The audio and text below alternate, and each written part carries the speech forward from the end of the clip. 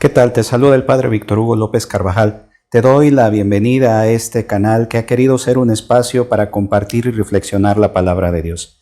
Te invito a que sigas cada uno de los videos que aquí hemos publicado para que de esa manera la palabra de Dios pueda seguir llegando más a nuestros corazones. En aquel tiempo, Jesús fue a su tierra en compañía de sus discípulos. Cuando llegó el sábado, se puso a enseñar en la sinagoga, y la multitud que lo escuchaba se preguntaba con asombro: ¿dónde aprendió este hombre tantas cosas? ¿De dónde le viene esa sabiduría y ese poder para hacer milagros? ¿Qué no es este el carpintero, el hijo de María, el hermano de Santiago, José, Judas y Simón? ¿No viven aquí entre nosotros sus hermanas? Y estaban desconcertados. Pero Jesús les dijo: todos honran a un profeta, menos los de su tierra, sus parientes y los de su casa. Y no pudo hacer allí ningún milagro, solo curó a algunos enfermos imponiéndoles las manos. Y estaba extrañado de la incredulidad de aquella gente. Luego se fue a enseñar en los pueblos vecinos. Palabra del Señor.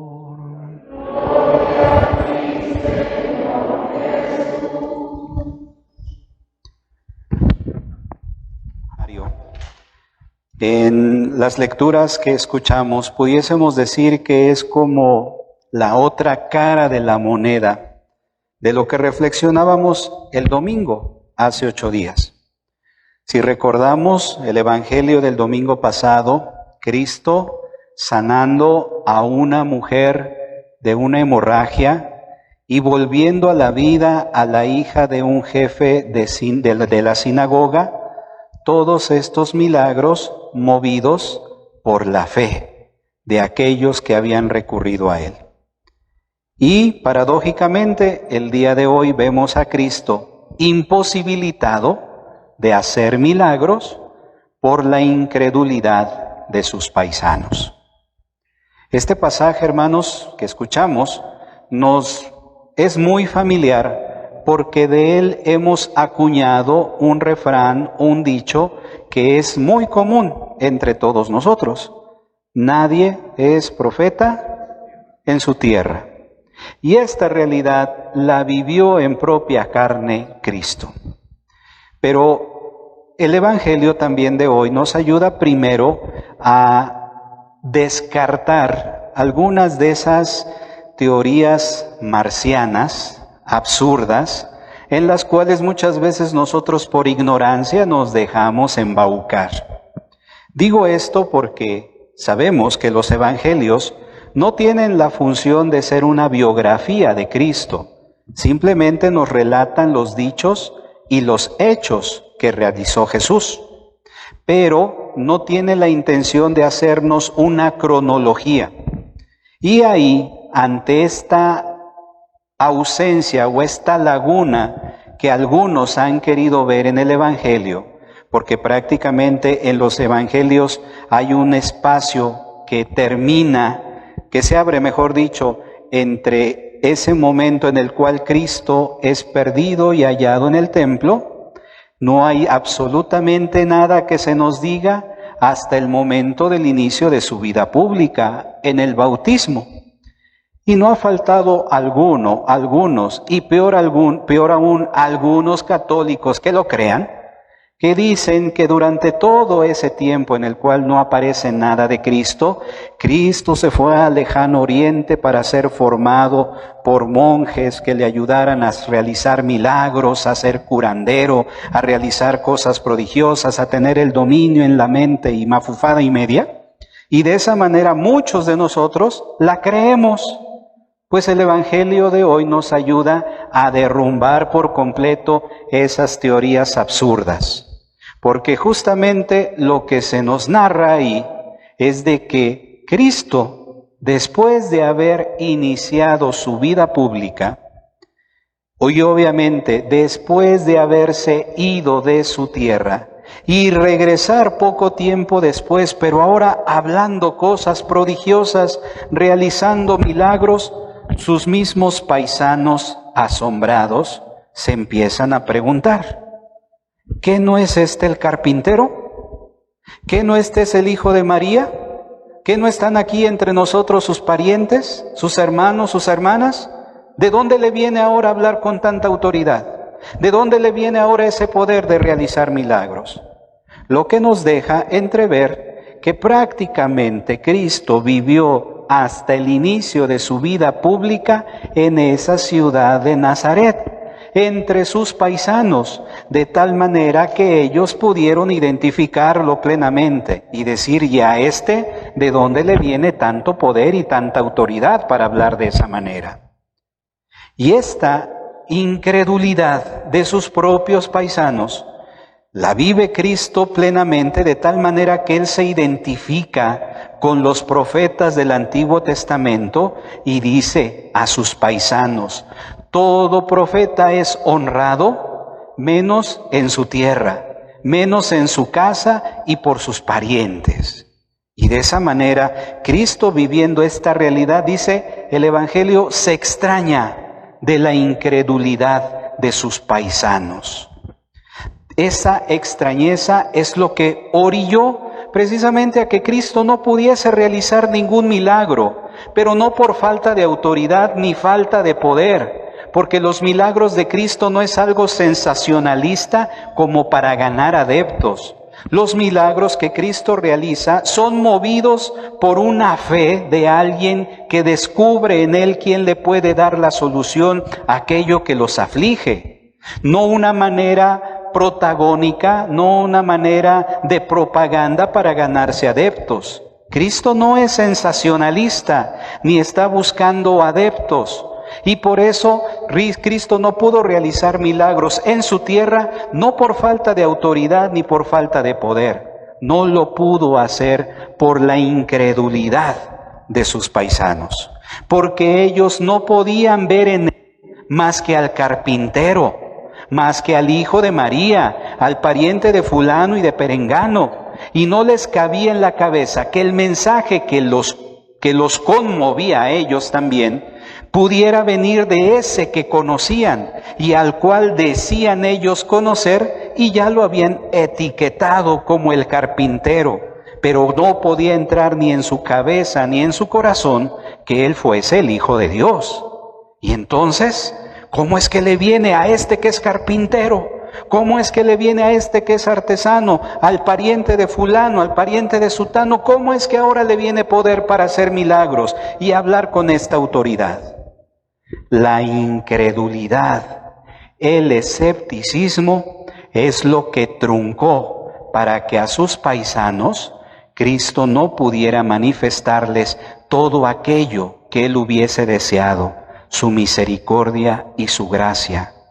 Por eso Cristo se extraña y por eso no pudo hacer más que algunas curaciones imponiendo las manos y por eso tuvo que irse a otros pueblos, a otros lugares para manifestar esa misericordia que Dios tenía reservada, pero que estos paisanos suyos no fueron capaces de recibirla porque no la podían recibir de aquel que era el carpintero. Y esa realidad triste, hermanos, no está muy lejana a nuestra realidad, porque esa bendita costumbre, y digo bendita entre comillas, costumbre que tenemos de etiquetar a los demás, es lo mismo que pasó con ellos. Los nazarenos no podían ver en Cristo más que al carpintero, al hijo de María. Y también muchas veces nosotros en nuestra vida cotidiana truncamos la gracia, la misericordia que Dios quiere derramar sobre nosotros, ya sea a través de Él mismo directamente, o lo que Él quiere darnos a través de nuestros hermanos, de aquellos que están cercanos a nosotros.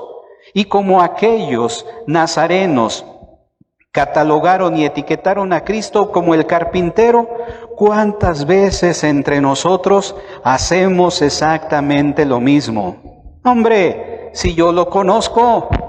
Hombre, si yo la conozco, si es fulano, si es fulana, si es perengano, si es el hijo de sutanito, la hija de merenganito, ¿qué va a venir ese a enseñarme? ¿Qué va a venir a esa a enseñarme a mí? Esas etiquetas que muchas veces entre nosotros nos vamos poniendo son las que truncan la gracia, la misericordia que Dios quiere derramar sobre nosotros, porque decimos conocer a los demás. Y por esas etiquetas, por esos prejuicios con los cuales nosotros marcamos a nuestro prójimo, nos estamos privando de algo que Dios pudiese estar derramando sobre nosotros a través de las manos de aquellos a los cuales nosotros ya les pusimos una etiqueta, y hacia aquellos que decimos, y esta, ¿qué me puede enseñar a mí? ¿Qué me puede dar a mí? Y así, como los nazarenos, como aquellos paisanos de Cristo, nos truncamos el modo o truncamos la gracia de Dios que quiere derramar su gracia a través de nosotros. Se nos olvida, hermanos, que somos una comunidad en la cual Dios derrama sus talentos y carismas por doquier. Carismas que Él dispersa sobre cada uno de nosotros para que las pongamos al servicio de los demás y que los demás nos veamos enriquecidos con talentos, con los carismas, con aquella gracia que Dios nos quiere hacer llegar a través de nuestros semejantes. Pero por nuestras etiquetas y por nuestros prejuicios ponemos una barrera tremenda. Y lejos de ayudar a que una comunidad crezca, una comunidad madure por la riqueza de dones y carismas, la debilitamos y la hacemos una comunidad que solamente se mueva a través de los prejuicios y a través de las etiquetas con las cuales estamos poniendo y truncando la gracia que Dios quiere derramar por doquier. Fue el problema de los paisanos de Cristo y sigue siendo el problema en nuestras comunidades, sigue siendo el problema en nuestros hogares, sigue siendo el problema en nuestros barrios, en nuestros vecindarios. ¿Por qué? Porque estamos acostumbrados a etiquetar a los demás y decir, yo a este lo conozco, yo a esta la conozco, y no salimos de ello y no podemos ver algo más de lo que ya en nuestra mente nos hemos creado. Y también porque muchas veces nos gana la soberbia, nos gana el orgullo y pensamos que el único que puede hacer obras buenas es uno mismo. El único que puede hacer cosas agradables, cosas provechosas es uno mismo. Y las que los demás realizan, siempre las vemos bajo la lupa de la sospecha, de la desconfianza. Cuando vemos que alguien tiene una buena disposición, que alguien quiere prestar un servicio, que alguien quiere hacer el bien por los demás, este anda buscando algo. Esta anda queriendo algo. Y vamos de esa manera etiquetando y truncando lo que Dios quiere hacer.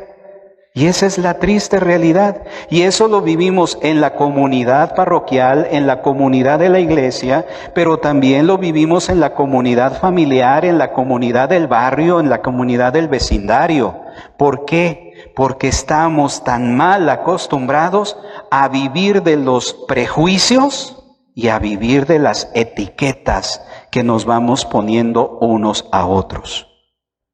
Pero además, ese no es solo el problema de que lo hagamos entre nosotros, sino también el problema se hace aún más grande cuando esa etiqueta se la ponemos a mismo Cristo, a mismo Dios. Y dice uno, ¿y cómo puede ser eso? Hombre, pues si yo ya conozco a Dios, he ido a tantos retiros, he prestado años y años de servicio en este apostolado, en este ministerio, ya he escuchado este pasaje, ya he escuchado reflexión de sultano, de merengano, de perengano, yo ya conozco el evangelio, yo ya no tengo nada que aprender, a mí ya no tiene nada que enseñarme, porque yo ya conozco, y perdemos de esa manera la capacidad de asombrarnos de lo que Dios diariamente nos enseña. Y así como los nazarenos decían conocer al carpintero, también nosotros decimos conocer a Dios, y ya Dios ya no tiene nada nuevo que enseñarme, porque yo ya conozco todo. Yo ya me la sé de todas. Yo ya no tengo nada más que aprender. Y de esa manera nosotros truncamos lo que el Señor ha querido darnos a manos llenas. ¿Por qué? Por nuestra soberbia, por nuestro orgullo, por decir que ya conocemos y sabemos todo. Entonces, esta realidad no es extraña. Esto que nos narra el Evangelio no es algo ajeno a nuestra vida, no es algo ajeno a nuestra realidad, porque le ponemos etiquetas, ponemos prejuicios delante de nuestros hermanos, pero también los ponemos delante de Dios. Y eso es lo que tristemente nos trunca a nosotros de poder recibir inmensidad de bendiciones, inmensidad de gracias que el Señor ha querido derramar a manos llenas, pero nosotros simplemente hemos puesto el freno. Esa es una triste realidad. Y por eso es algo que nosotros urgentemente le tenemos que pedir al Señor que nos cure de nuestros prejuicios, que nos cure de nuestras etiquetas, que nos haga capaces de descubrir la gracia que Él quiere derramar sobre nosotros a través de nuestros hermanos, a través de los miembros de nuestra comunidad, a través de los miembros de nuestra familia, de nuestro barrio, de nuestro entorno. Saber que la gracia de Dios no se va a manifestar de un modo extraordinario. Se hace a través del contacto, se hace a través de la apertura que tengo hacia los hermanos que están a mi alrededor, porque a través de ellos el Señor quiere tocarme, el Señor quiere bendecirme. Entonces, para que eso verdaderamente sea una realidad, ¿qué es lo que tengo que hacer? Quitarme esas vendas de los ojos, quitarme esos prejuicios, quitar las etiquetas con las cuales he marcado a todos, y ver en cada uno de mis hermanos ese canal de gracia por el cual Dios quiere llenarme de bendiciones. Eso es a lo que el Evangelio el día de hoy nos invita. Pero también, hermanos, desde otra perspectiva, nos invita a ser pacientes y a ser perseverantes. Cristo deja de manifiesto que la tarea del anuncio del Evangelio es bastante ardua, bastante difícil, y en los lugares justamente que más trabajo nos va a costar sembrar esa semilla del reino, esa semilla del Evangelio, no es en aquel terreno que está a 500 kilómetros de distancia, sino en ese terreno que estamos pisando ahora mismo, el terreno de nuestra familia, el terreno de nuestros conocidos, el terreno de nuestra parentela. Allí es a donde más difícil se hace la construcción del reino de los cielos. Ahí es a donde Cristo nos está diciendo, cuidado, tengan presente esto, pero nos previene de no caer en la tentación de querer desistir, de que nosotros sigamos esforzándonos por sembrar aunque pareciese que no hay fruto, porque yo creo que de los que estamos aquí, más de una vez a lo mejor parientes, familiares, vecinos, los habrán señalado diciéndoles, y a eso vas a misa, y eso que andas en tal grupo, y eso que andas en tal lugar, y mira, y eso esto, de alguna u otra manera poniéndonos ahí la zancadilla como para decir, pues hasta aquí le dejamos. No, el Evangelio nos previene de ello, para que no desistamos de la construcción del reino de los cielos, que es una tarea ardua, que es una tarea difícil, y que los principales obstáculos muchas veces estarán muy cerquita de nosotros, pero eso no debe de impedir el que nosotros sigamos trabajando por la construcción del reino de los cielos, de que tenemos que ser perseverantes, que tenemos que entender que ni a los profetas les creyeron, a Cristo no le creyeron, pues ¿quién nos va a estar creyendo a nosotros? Entonces, de esa misma manera, no por ello desistir, no por ello claudicar, sino que sigamos poco a poco construyendo, que sigamos poco a poco sembrando y que no desistamos de este trabajo, que muchas veces encontrará su obstáculo primero ahí, en lo cercano, en los parientes, en los amigos, en la familia. Pero que el Señor nos dé la perseverancia y al mismo tiempo que nos dé la capacidad y el discernimiento para curarnos de nuestros prejuicios, para curarnos de nuestras etiquetas y que dejemos que la gracia de Dios fluya a través de nuestra comunidad, a través de nuestra familia, a través de aquel que para nosotros pudiese ser el más insignificante o el más indigno o lo que sea, pero que a través de ese hermano o a través de esa hermana, el Señor tiene preparadas grandes bendiciones, quiere derramar muchas gracias sobre nosotros. Pidámosle pues al Señor que esta situación nos ayude a discernir con mayor claridad, a estar abiertos a su gracia y que nos ayude también a ser perseverantes y no claudicar ante la dureza, ante la frialdad, ante la sequía que a lo mejor veamos a nuestro alrededor, pero que sigamos firmes construyendo el reino de los cielos. Pidámosle. Te invito a que te suscribas a este canal y que le des clic ahí a donde aparece la fotografía y le des un clic otro en la campanita para que puedan llegarte todas nuestras notificaciones. Asimismo, si te ha gustado esta reflexión, te pedimos que nos des un me gusta y que nos ayudes a compartirlo con tus familiares y amigos para que llegue a todos esta que es la palabra de Dios.